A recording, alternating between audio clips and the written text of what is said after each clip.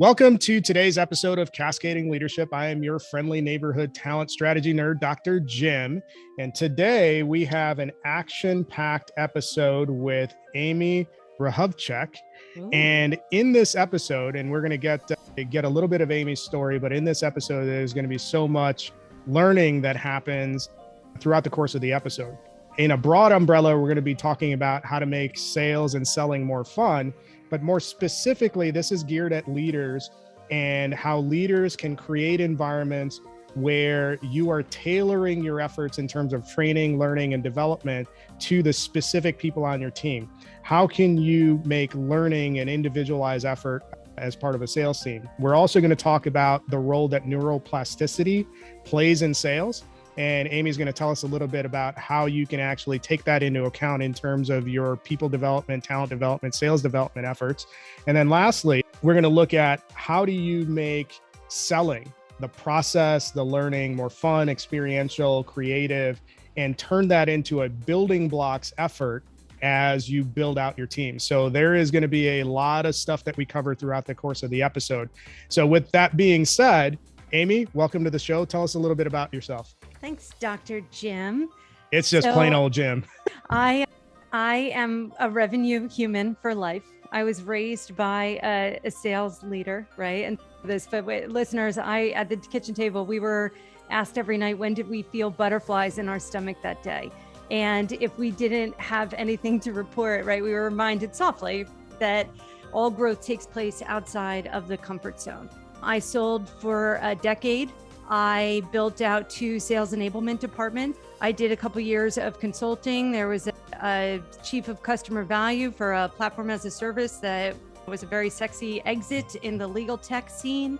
And now I am the host of Revenue Reel Hotline.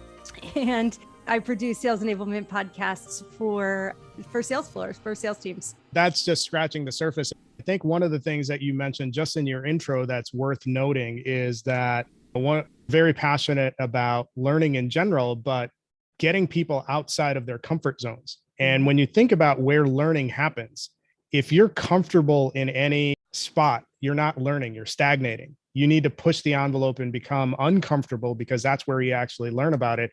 And you and I know each other from Andy Paul's community. And Andy actually posted about this yesterday or a couple of days ago, that if you're a sales professional and you're interviewing for some positions and you feel comfortable coming out of an interview with one company and then terrified about, am I over my head with this other company because of the depth of experience or knowledge that you uncovered during the interview process, pick the company that made you feel uncomfortable, because scares the crap out of you, because that's where you're going to have the growth. No, you're fine. So those are some great call outs just in the intro. So let's talk a little bit about some of the things that you're involved in right now. So you and I met through a community. What value does being in a community offer? And especially when you're tying it into the learning mindset. Yeah. Wow. What a great question. Okay. I would fall into one of the neurodivergent categories, right? ADHD, hypersensitivity, a lot of that going on as well. And I, like many women, was not diagnosed until my early 20s. And I share that just as a quick caveat, because when I was in college, even before that, I had been figuring out how to teach myself the whole time through my schooling. And it got to a point where I was so obsessed with learning better and stronger ways to grow and develop that, I don't know, Dr. Jim or Jim, if you remember back in like the early 2000s, there was the Victoria's Secrets had these body sprays and they were all the rage. And so I had all teenage girls had a shit ton of them. And there was one semester where I read somewhere that your sense that is most closely tied to learning or memory was your sense of smell. And so I had this idea that I was going to take one of these body sprays and assign it to a course at the beginning of the semester. And when I would go into the library, I would douse all of my books and books, whatever, with that scent. And when I would walk in for the test, I would do the same. Now apply that by 20 years of experimenting around the learning. And it's interesting that you started with Andy Paul, because one of the early posts that really caught my attention, other than he was one of the only people talking about win rates, it was a poll. It was a question posed about how do sellers learn best? And there were a bunch of different categories: formal training programs, their manager, the clients, self-taught, and peers. And in that moment, I realized that all of the things that I learned a tremendous amount from my peers. And I think when I got into sales enablement and started asking these questions, I realized how I wasn't alone. So there was always like a joint, like a learning with others bend that I had. I remember I started 3 different peer group meetings where we would discuss on a regular basis our wins and our losses. There was no manager that set that up. There was no sales enablement team, just because I knew that selling is hard, learning how to sell is hard, but also when you're doing it with others, you're not alone. And you can also learn faster in that we're crowdsourcing best practices. You're touching on a few really important points. You and I are part of the Sell Without Selling Out community with Andy Paul, and that's a great way to combine brain power and advance your own agenda as far as what a sales professional can pick up. I think it's fantastic. But I think what you're hinting at from the power of the community or the cohort, that's well established in learning and development circles. So when you look at large organizations and how they're upskilling or reskilling or improving the capabilities of a group of people within the organization, cohort training classes are the way that they do it. And then you have action items post session that help you build the skill. And what's interesting is that when you think about that in the structure of a sales environment, sales professionals are generally the ones that are typically left to their own devices when it comes to their own development. You got to figure stuff out on your own.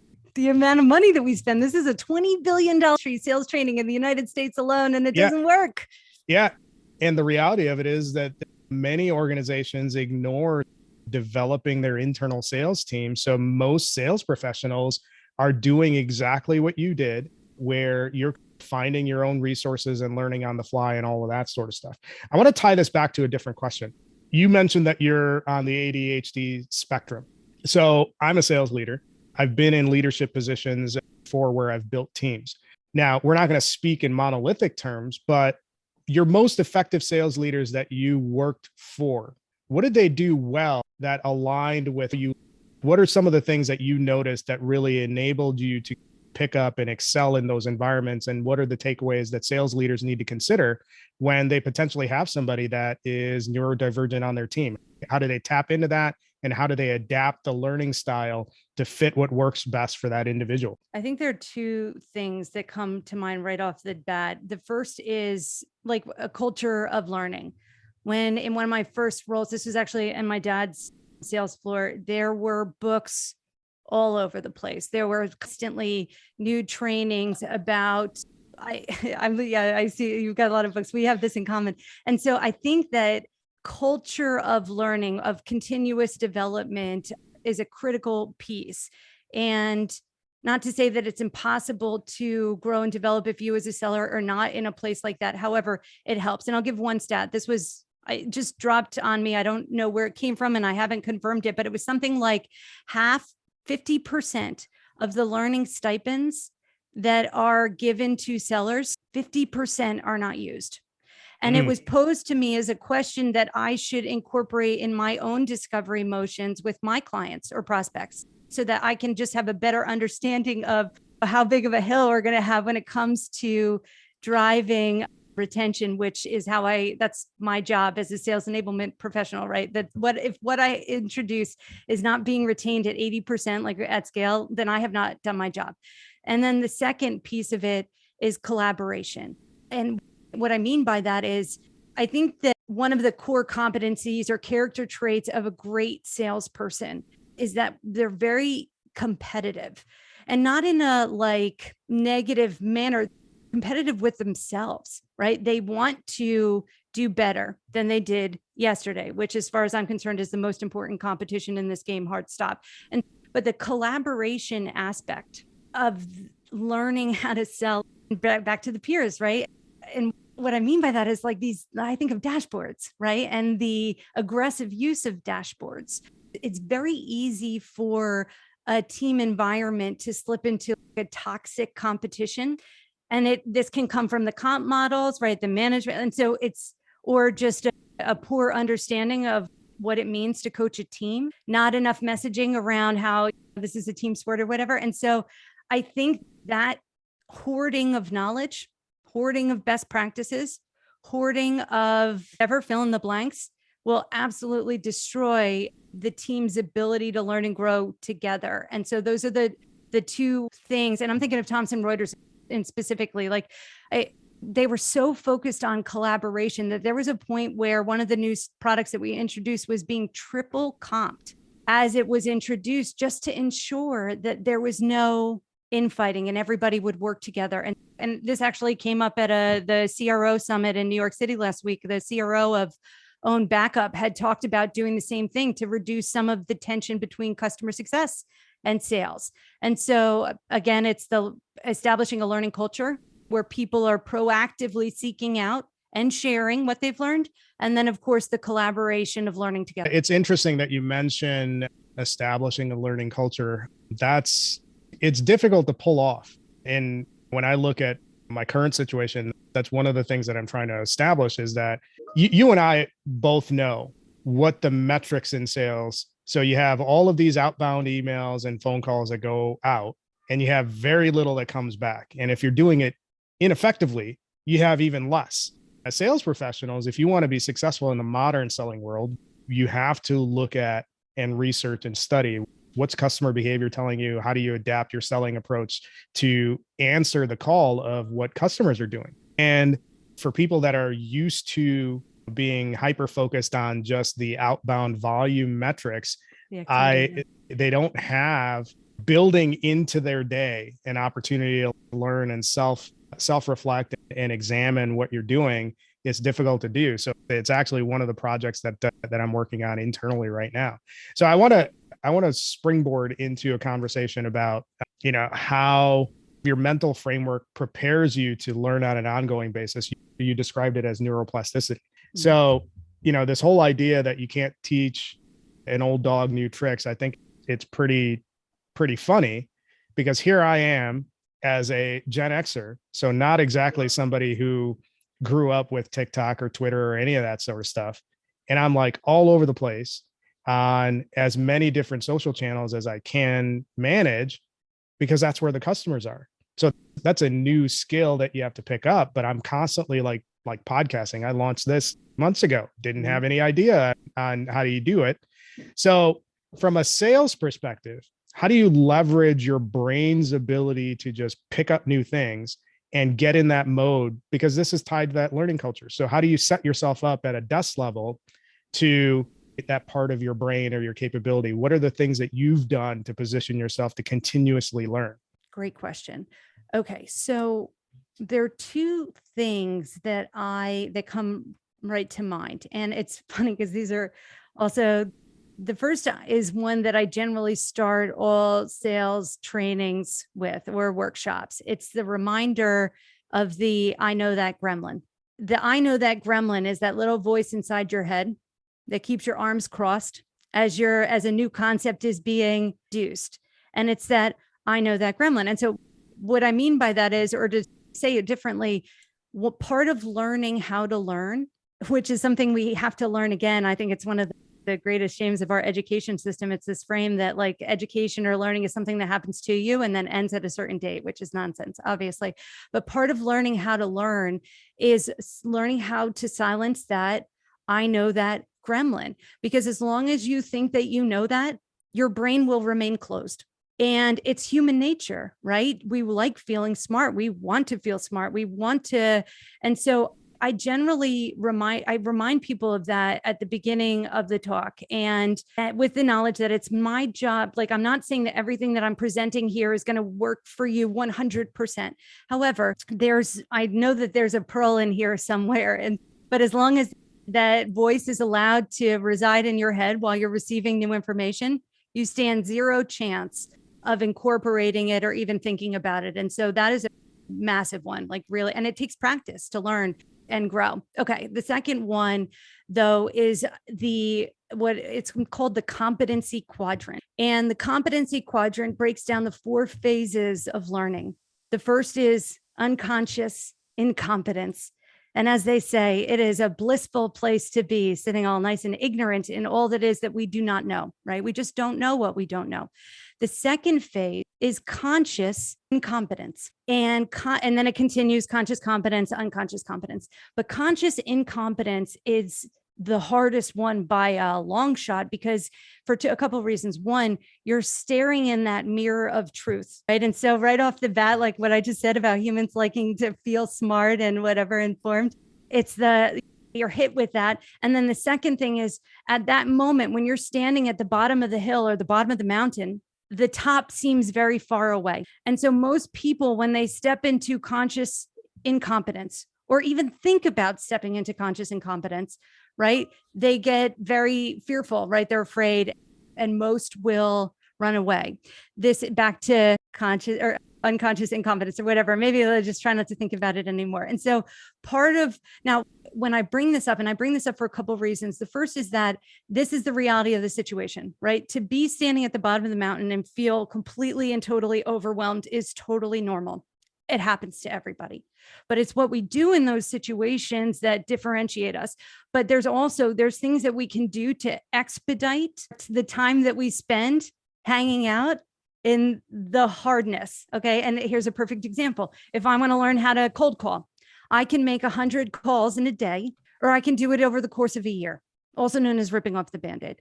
And it's a choice. And then I think the third, which is a little bit off the subject, but it's instead of trying to boil the ocean, it's breaking down the things that you're learning into blocks and doing them one at a time. And I think that we've come very far away from this in sales, right? Onboarding. We don't do a good job teaching the fundamentals anymore, the building blocks, mostly because we're treating people, human beings, like cogs in an industrial wheel. We don't expect them to stay around. We are burning through them. Listen to how we talk about them at the proverbial table. Sellers are not problem solvers. They need to be fixed or whatever. And I don't know if we've ever talked about this, but Miller Hyman did a study. It was a talent study. This was a couple of years back, but they asked us, do you have enough talent on your team to do what needs to be done this year? And I think it was something crazy, like an 85, 90% said no. And I remember feeling rage when I read that, because it was like, well, whose responsibility is that? But with that, I'm gonna pause. And anyway, if you're thinking that these people are not capable of growing or changing, then the chances of you as a leader making the changes to actually reskill your team are zero. Yeah. And referencing the Miller Hyman study, I think the point that has to be made is there's a structural component of sales hiring that's at play there. So sales organizations are always looking for, hey, we want experienced reps, because we believe that an experienced rep is going to be able to hit the ground running. Also known as we don't want to take the time to train them. And the reality of it is that any new person in a role in any function is probably going to spend their first 6-9 months getting themselves onboarded and figuring stuff out. So this idea that you can pluck somebody from one environment, plug them into another environment, and voila, they're self-sufficient within a matter of 30 days or whatever, is just ridiculous. So when you hear the 85% of CROs believe that they don't have the right people in place, the real comment is, we don't have the infrastructure to build our people the right way to get them effective, is really how I look at it from a talent perspective. But I want to back up a little bit on a couple of the things that you mentioned, and specifically your comment about, I know that gremlin. And Justin Welsh actually writes about this off and on. And I noticed this the other day, where one of the ways that he's tackled this is that anytime that you want to figure something out, dive deep into the topic and try to do it yourself across all of these platforms, and then write about what happened. So that exercise of activating your dive into a particular topic is a way to combat that gremlin, because what it does is that it allows you to train yourself to operate from a position of curiosity. And that's what's critical in terms of getting away from the gremlin. Oh, that's never going to work. Let me see how I make this work, or how can I do this in a way that that I'm figuring out what works for me. So it just caught my attention when you mentioned it, because he had actually he writes about this pretty significantly. I want to add to that because I'm Yeah. reminded. So I do this as well. I call them observation logs. And I've designed onboarding programs, incorporate an observation log for the new person for them to keep track of what they're learning for that exact reason. But more specifically, or more to the point, there's this thing called the learning pyramid. And the learning pyramid breaks down the different tactics or the different types of, let's say, learning scenarios, and assigns a retention percentage to it. And I don't even remember what the breakdown are, but I remember the base of the pyramid, right? 90% of what is learned with the intent to teach other people is retained. I'm going to say that again. 90% of what is learned with the intent to teach other people is retained.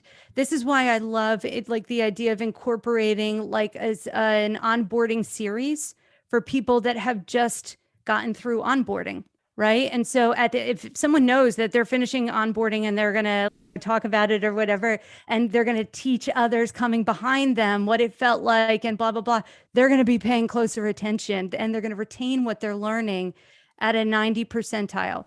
Same thing with whatever. There's a bunch of different ways that plays out. And so the observation log, just a day, once a day after each session, and think about the quality control aspect that comes with having access to these observation logs. If I'm trying to iterate on my onboarding programming or whatever it is that I'm doing, I can then go back and revisit that experience and revisit the aha moments that I had, and then go from there. Dr. Jim, or Jim, I've got one for learning to podcast, all the tools and so I'm with Justin Welsh on this in a big way. I can't wait to go back and find it.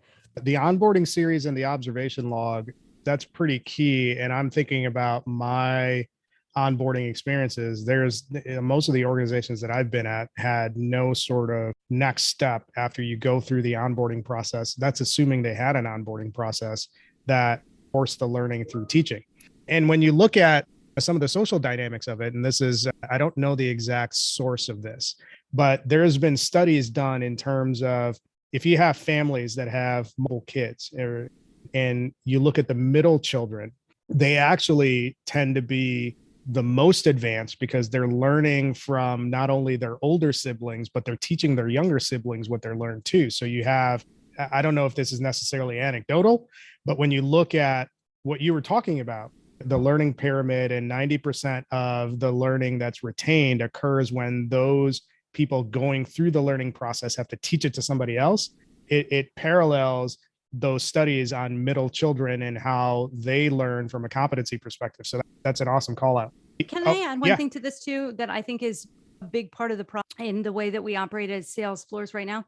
It's people, when they're learning, the importance of the little wins along the way is really important. And so right off the bat, we need to do a far better job as a profession in helping our team to separate their definition of success from an outcome. And so to bring it back to the journey, which is not even like this was the setup for what I was going to say. But then the other piece of it is that most or whatever, but I think of win rates on qualified opportunity or conversion rates for, if we're talking about an SDR team. If your team is operating at a 20% or below win rate, you're literally setting them up to fail 80% of the time. And you will same thing with the insane activity metrics without linking back to results of any kind. Don't even get me started on the digital pollution that our profession generates for what.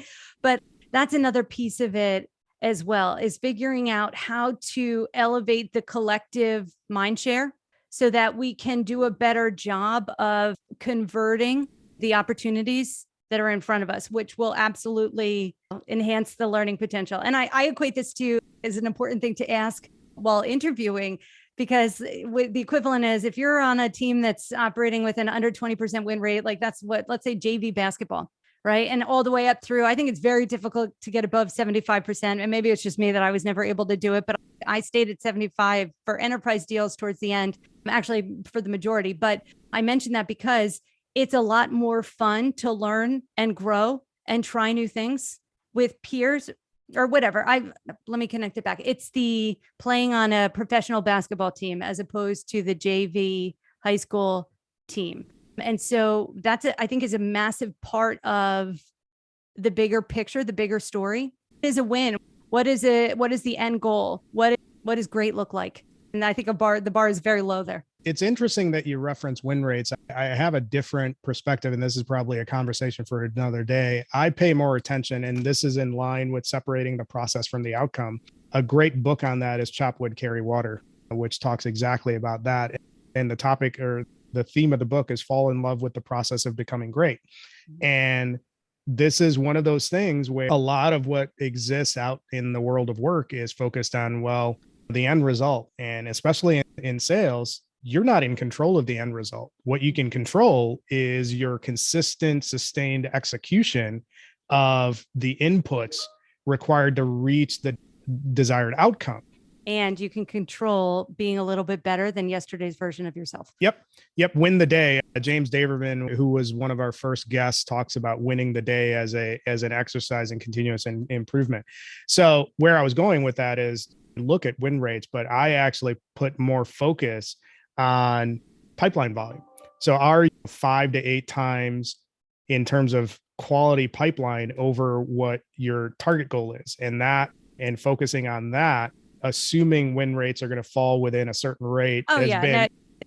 I think focusing too hard, especially sales enablement, this is a lagging indicator, and we're absolutely looking at the conversions much earlier in the pipeline, but I don't think that they're zero sum. I use that example as just to highlight at a broad perspective. It's going to be easier to motivate your team to learn when they're winning more often than losing. Yeah. Before we wind down the conversation, I want to touch on the topic of not boiling the ocean. Like, how do you foundationally build out anything that you want to learn and break it into smaller pieces? So I think you talked about how you use building blocks into your efforts. So what are some of the things that when you're looking at a big concept and you're talking about conscious incompetence, oh my God, that's a big target and I'm at the bottom of the mountain. What are some things that can be done at the desk level or as a mindset perspective to break down the insurmountable thing into smaller pieces? So as a sales enabler, it's hard not to be effective at this point because most of the ways that we're teaching and training SDRs do not involve the building blocks, right? We're going to teach them how to be cogs, right? And so my third episode, Jim, on my show was called It's Dave Kong Cracks the SDR Talent Code. And we go deep into my methodology. And so for anybody that's interested in that topic, like I would point you directly at that episode. And Day was able to, I think we're talking about a 300% improvement in monthly performance in a month and a half. Insane. But what I would say to listeners, right, is that there's no wrong answer.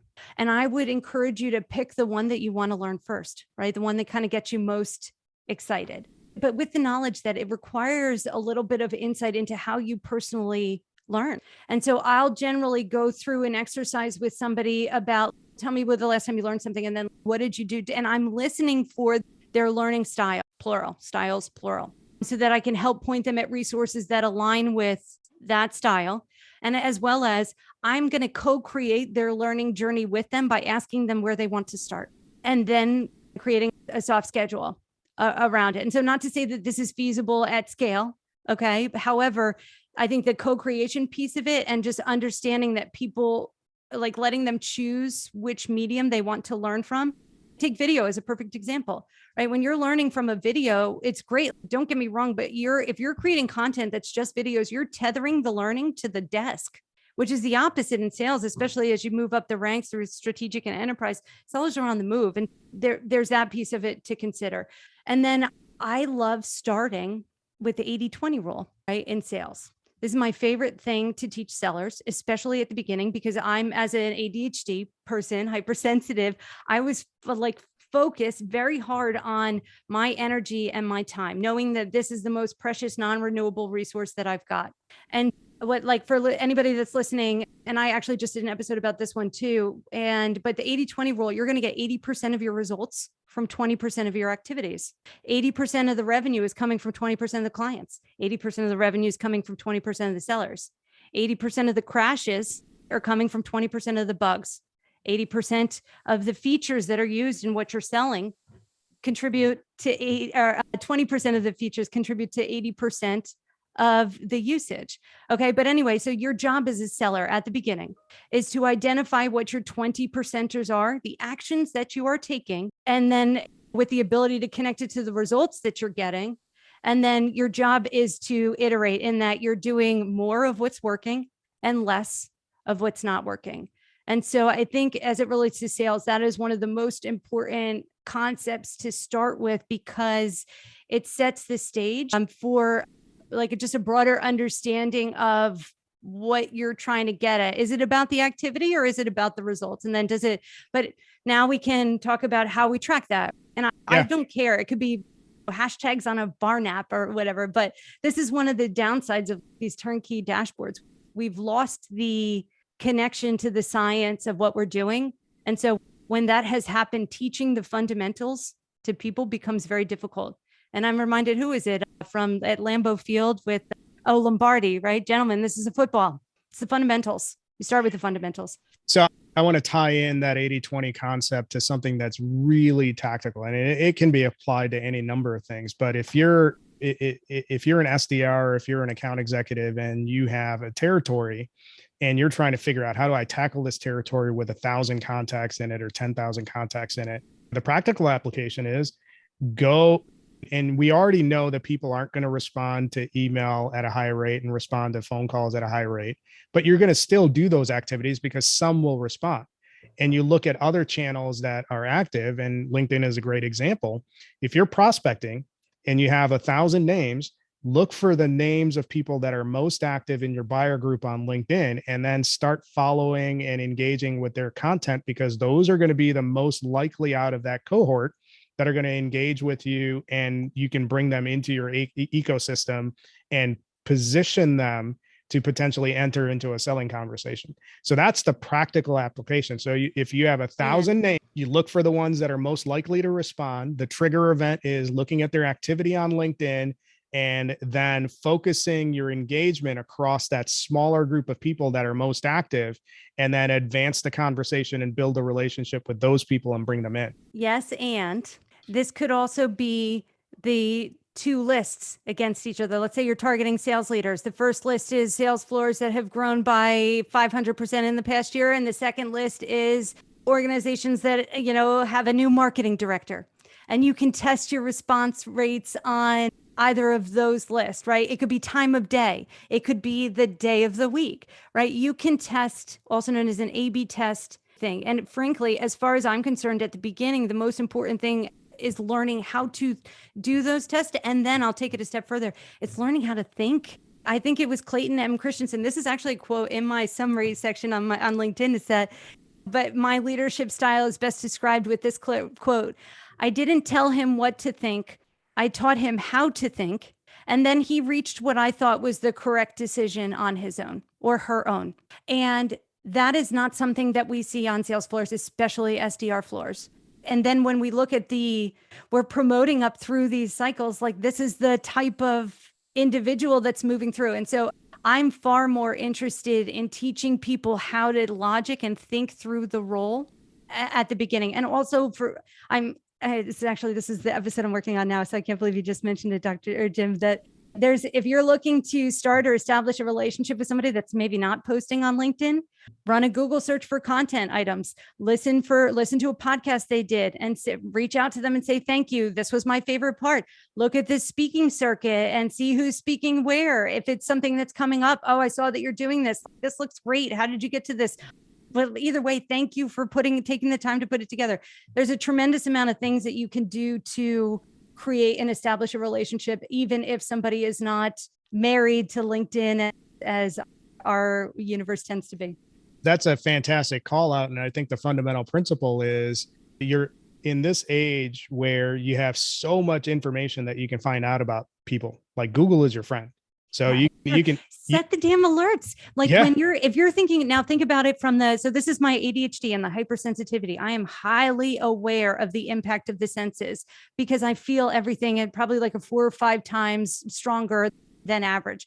And what I mean by that is as a content creator, or maybe you just did a guest episode or whatever, and this person is a target of a high priority account. If you've set your Google alert, you will be notified the moment that it hits. And in that moment, that is when this person is the most excited. Yeah. And so you can use timing to your advantage there too. Yep. And that gets into relevancy plays. And actually where I was going with what you just mentioned, the reason why you set these things up, and this is fundamental to being an effective salesperson, you are not the star of their story. You're a plot device. So how are you looking for information that helps you reinforce their belief that they're the hero in their own story? And that's critical to sales. And where oftentimes a lot of salespeople go wrong is that they make the story about us or our product, and we lead with that. No, you don't lead with that. You lead with the customer and something that they did that impacted you, and you go in the world that way. And I think that's critical too. That's one of the implications that I took out from it.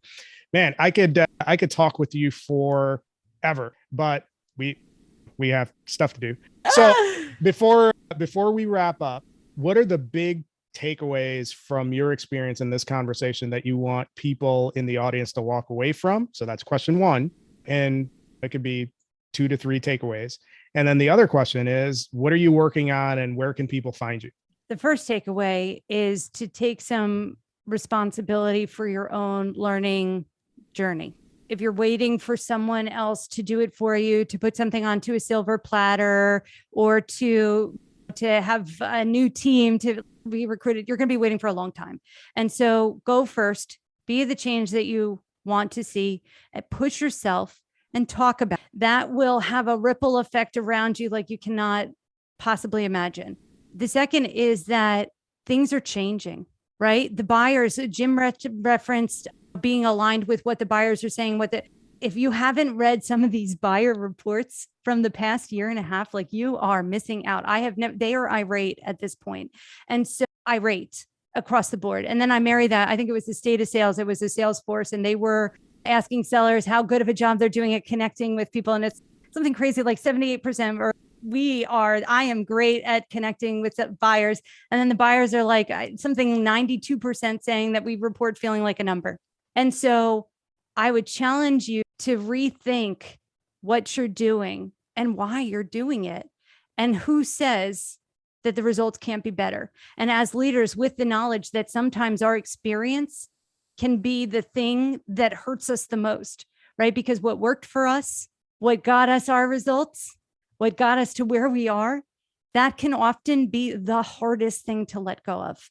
And I understand that it's scary, the idea of letting your people express a little bit of autonomy and creativity. That's the only way. And then where can people find me? What am I working on?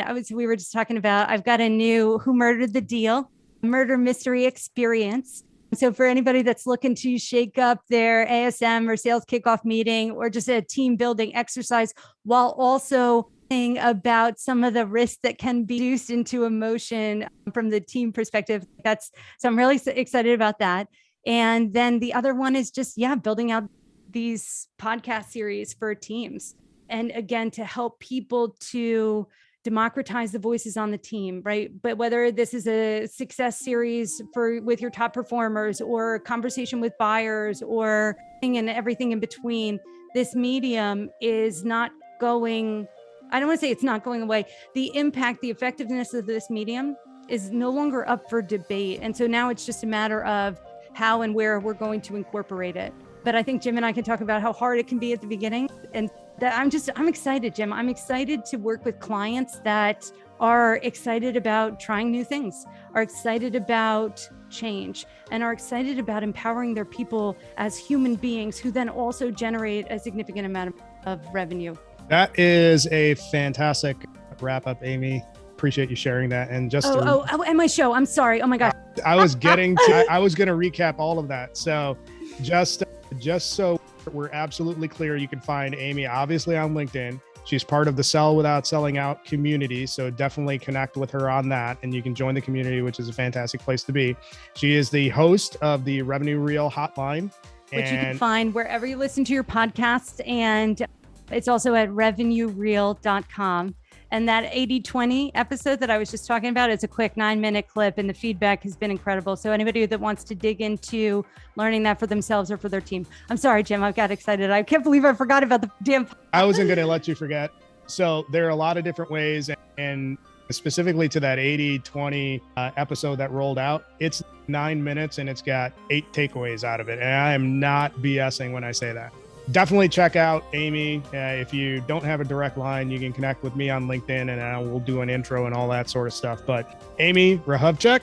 Oh my gosh, that was really good. Thank you for joining us. This was a phenomenal conversation and packed with so much information. So I appreciate you hopping on and sharing with us all of your expertise. You can find us in terms of cascading leadership everywhere. We are on LinkedIn, we are on YouTube, we are on TikTok, we are on Facebook. So make sure you are liking, subscribing, following, sharing, telling your friends, because this is a completely organic build. And thanks for joining us, and we will talk to you next time.